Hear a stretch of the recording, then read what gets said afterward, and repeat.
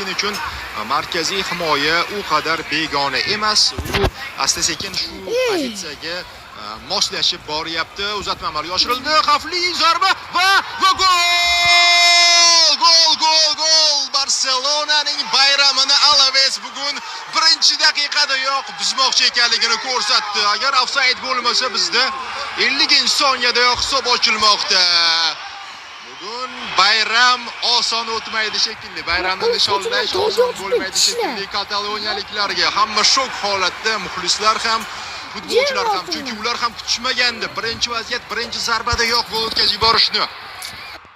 Zarba bu menimcha, bu zarba edi. Muvaffaqiyatsiz, ammo yomon ko'rinmadi. Millionlar ichi. Qadar muvaffaqiyatli bo'lmadi, lekin nima bo'lganda ham jamoa hisobda oldinga chiqib qoldi. Kuchli bosim uyushtirilmoqda. Qarang, kelib aynan Barsaga qarshi o'yinda mavsumdagi birinchi golini uribdi. Debyut golini qanday kunda, qanday jamoaga qarshi urmoqda. Bugun uning oilasida aniq Barsada tiros. Bunisi aniq, lekin Barsada gol qolmadi. Barsada 2. Alaversada 1. Ride kirgandik.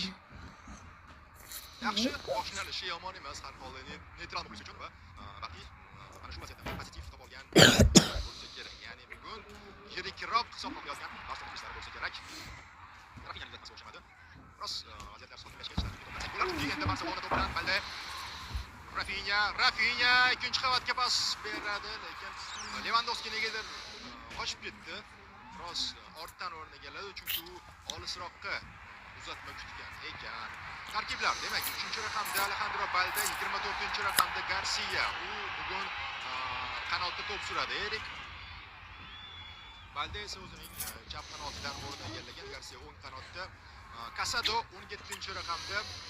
Mark asosiy tarkibda. Bernal bugun asosiy tarkibda maydonga tushdi. Mark Bernal bu juda kamdan kam bo'ladigan holat, chunki oxirgi marotaba qachon u boshlanishdan o'tib tushganda shaxsan men eslay olmayman. Bernal raqami 22 va hujumga yaqin, ya'ni futbolchining oldiroqda Dani Olmo harakat qiladi. Endi tabiiyki Dani Olmoning bugun asosiy tarkibda maydonga tushishi jarohat olib 2 haftani o'tkazib yuboradigan bo'ldi.